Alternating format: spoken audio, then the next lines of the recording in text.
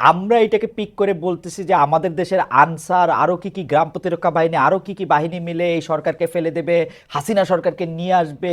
ওগুলির ক্ষেত্রে কি আপনারা অনেক বেশি বিচলিত হচ্ছেন? মানে ট্রাম্প এখন আসলে 21 জানুয়ারির পরবর্তীতে ডক্টর ইউনূস সরকারের এবং জনাব তৌহিদ হাসানের চাকরি থাকে কিনা সেটি নিয়ে সন্দেহ, এই সেই নানা ধরনের বক্তব্য। কামালা হ্যারিস পরাজিত হওয়ার পর এই ইলেকশনে যে পররাষ্ট্র উপদেষ্টা সহ অন্যান্য উপদেষ্টা, বিশেষ করে প্রধান উপদেষ্টার যে আপনাদের যে ক্যাবিনেট মিটিং, সেটাতে শোকের ছায়া নেমে এসেছে।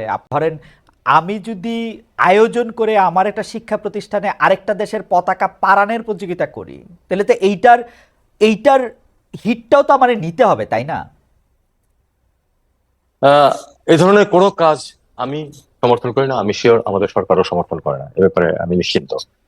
তবে অনেক কিছুই ঘটে যেগুলি সরকারের বা অ্যাডভাইজারদের বিচার বুদ্ধির বাইরেও ঘটে যায় অনেক ঘটনা। কারণ মব ফিলিংস হলো একটা জিনিস যেটাকে আপনি সবসময় নিয়ন্ত্রণ করতে পারবেন না। না, কিন্তু মব ফিলিংস, এই যে ভারতে বাংলাদেশ বিরোধী তৎপরতা, উস্কানিমূলক কর্মকাণ্ডের নিন্দা আমরা সবসময় জানাই। বাংলাদেশ যাতে ভারত বিরোধীদের নামে ভারত কার্ড খেলতে উস্কানিমূলক কিছু না করে, সেটা ভারতের পতাকা অবমাননা করাই হোক, বা একটা জাতি হিসাবে একটা জাতিকে খুব খারাপ করে গালাগালি দেওয়ার মধ্যেই হোক, এইটা রোধ করার জন্য কি আমাদের উদ্যোগ আছে এটা বা আসলে এখানেই তো মানে আপনার সমস্যা রয়ে গেছে বিভিন্ন রকম যে আহ, আপনি কতটুকু নিয়ন্ত্রণ করবেন। আপনি যদি নিয়ন্ত্রণ করতে চান তাহলে তো আবার আপনি ওই 5 আগস্ট পূর্ববর্তী সময়ে চলে যাচ্ছেন, রাইট? যে মিডিয়াকে নিয়ন্ত্রণ করা, মানুষের মতামত প্রকাশকে নিয়ন্ত্রণ করা। অনেক সময় তেতো শুধু তো গিলতে হয়। আমরা সেটা পছন্দ করি বা না করি, এই ঘটনাটা ঘটছে বা কেউ একজন কিছু বলছে, এই সরকারের বিরুদ্ধে তো প্রচন্ড তীব্র সমালোচনা হচ্ছে বিভিন্ন মিডিয়াতে, যেটা এটা আমরা মেনে নেই। আমরা যে ঠিক আছে, এটা তার বলার অধিকার আছে, সে বলতে থাকুক। এইভাবেই এটাকে অনেকখানি দেখতে হয় এখন। দেখুন, অ্যাজ লং এজ সরাসরি আমাদেরকে এফেক্ট না করে ভারতীয় প্রোপাগান্ডা, এবং যদি ভারতীয় অফিসিয়াল নর্ম থেকে আমরা সে ধরনের কোনো একই ধরনের কোনো বার্তা বা বক্তব্য দেখতে না পাই, তাহলে কিন্তু আমরা এগুলি নিয়ে মাথা ঘামাতাম না। আমরা আমাদের স্বাভাবিক কূটনৈতিক কার্যকলাপ চালিয়ে এগিয়ে যাওয়ার চেষ্টা করতাম। কারণ আমরা তো চূড়ান্ত বিচারে আমরা মনে করি যে ভারত এবং বাংলাদেশ উভয়েরই স্বার্থে হচ্ছে একটা ওয়ার্কিং গুড রিলেশন রক্ষা করে যাওয়া, পারস্পরিক স্বার্থের ভিত্তিতে। না, ধরেন এখন ভারতীয় মিডিয়াতে র্যান্ডম একটা উপস্থাপক, যিনি অনেক এনিমেটেড হয়ে কথাবার্তা বলেন, তিনি একটা কথাবার্তা বলছেন, আমরা এটাকে পিক করে বলতেছি যে আমাদের দেশের আনসার আরো কি কি গ্রাম প্রতিরক্ষা বাহিনী আরো কি কি বাহিনী মিলে এই সরকারকে ফেলে দেবে, হাসিনা সরকারকে নিয়ে আসবে। ওগুলির ক্ষেত্রে কি আপনারা অনেক বেশি বিচলিত হচ্ছেন? মানে আপনারা মানে ওগুলিকে অনেক বেশি গুরুত্ব দিচ্ছেন, বা মানে মানে আপনাদের গুরুত্ব আমি দিতে হচ্ছে? আমি আমি এটুকু বলতে পারি যে অন্তত পক্ষে আমার এবং যে ইয়া যেটা আছে, আমার যে কলিগরা আছেন, হুম, হুম। তারা অবশ্যই এরকম মনে করেন না। আপনি তো খুব সুন্দর করে এক কথায় দৃঢ়ভাবে বললেন। কিন্তু অনেক সময় এরকম মনে হয় না যে ধরেন মার্কিন প্রেসিডেন্ট পদপ্রার্থী ডোনাল্ড ট্রাম্প, উনি নির্বাচনের আগে আগে দেশের সংখ্যালঘুদের ইয়ে নিয়ে একটা টুইট করেছেন। এখন ট্রাম্পের টুইট আমরা জানি, ট্রাম্পের টুইটের ক্ষেত্রে কোফেফে থেকে শুরু করে এমন অনেক কিছু থাকে যা টুইট নিয়ে আসলে তার অফিস সবচেয়ে বেশি তার ব্যস্ত থাকতে হয়, তার হাত থেকে মোবাইল ফোনও অনেক সময় কেড়ে রাখতে হয়। কিন্তু আমরা দেখলাম যে এটার সাংঘাতিক একটা প্রতিক্রিয়া। ট্রাম্প এখন আসলে 21 জানুয়ারির পরবর্তীতে ডক্টর ইউনূস সরকারের এবং জনাব তৌহিদ হাসানের চাকরি থাকে কিনা সেটি নিয়ে সন্দেহ, এই সেই নানা ধরনের বক্তব্য। এগুলিকে আপনারা আসলে কিভাবে দেখেন? মানে ইটস লাইক দেখুন, আপনারা খেয়াল করে দেখুন, আমরা এটা নিয়ে কিন্তু কোনো ধরনের তার এই টুইট নিয়ে এই সরকার বা আমাদের সরকারি মিডিয়া কিন্তু কোনো ধরনের কোনো বাড়াবাড়ি করেনি। লোকজন কথা বলবেই, লোকজন কথা বলবে এবং স্পেকুলেট করবেই। এটা তাদের বিশেষ করে এখন এই এই যে ইন্টারনেট এবং মোবাইল ফোনের যুগে এটা আপনি ঠেকাতে পারবেন না, ঠেকানোর প্রয়োজন নেই, মানুষ এটা বলতে থাকুক। কিন্তু আমি আহ, প্রথম কথা হলো যে আমার চাকরি থাকবে কিনা এটা নিয়ে আমি বিচলিত নই। এক। দুই দুই হলো যে দুই হলো যে আমি মনে করি না যে এই কারণে আমার বা আমার কলিগদের কারো চাকরি থাকবে না, এটা আমি মোটেই মনে করি না।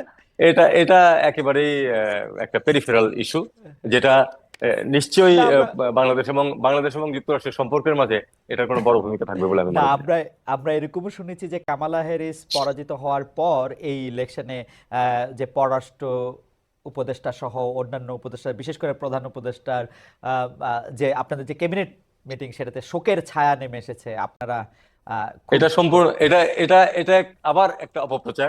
এ ধরনের কোনো কিছুই ঘটেনি। আমি আপনাকে সত্যি কথা বলি, জি। নির্বাচনের আগে আমি 90% নিশ্চিন্ত ছিলাম যে ট্রাম্প জিততেছে। আচ্ছা 90% শিওর ছিলাম আমি।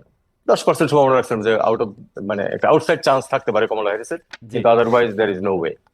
আমারও। কারণ কারণ দেখুন, আমি আপনাকে একটা ছোট্ট হিসাব বলি, এটা আপনারা মিলিয়ে দেখেন পরে। হুম হুম 4টা ব্যাটল গ্রাউন্ড স্টেটে হুম জো বাইডেন হুম যত যত ভোটের ব্যবধানে জয়ী হয়েছিলেন, হুম হুম সেই জায়গাগুলিতে মুসলিম ভোটের সংখ্যা ছিল তার থেকে অনেক বেশি। হুম সংখ্যাটা খুব বড় না, 7%, 3 থেকে 7%, কিন্তু he significant own number. Those by 1%, 2%, 3% উনি জিতেছেন ওই জায়গাগুলি।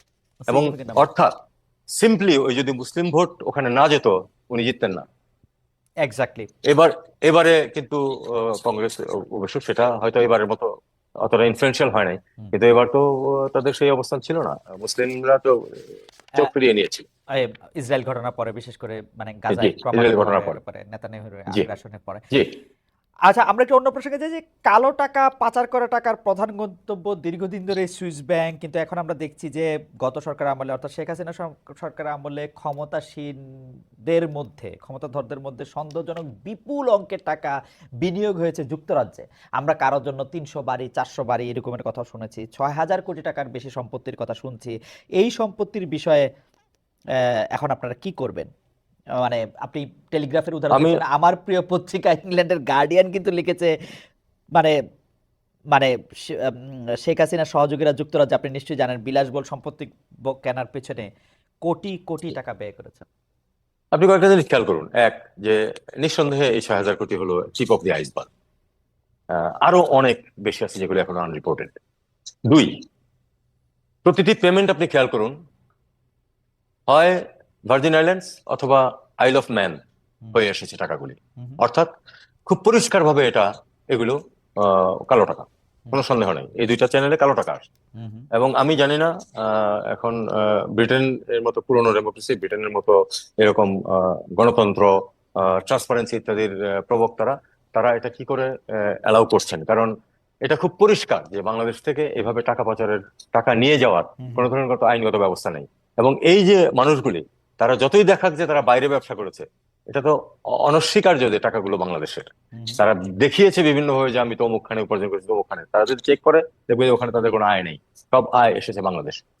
কাজেই এটা খুব স্পষ্ট, ব্রিটেনে প্রচুর টাকা যাচ্ছে, এতে কোনো সন্দেহের সুযোগ নেই।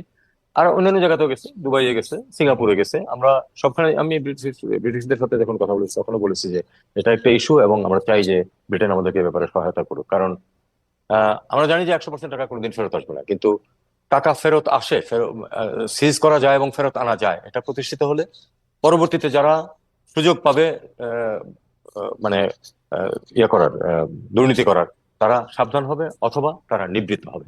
এটা আমাদের জন্য এই জন্য অত্যন্ত গুরুত্বপূর্ণ।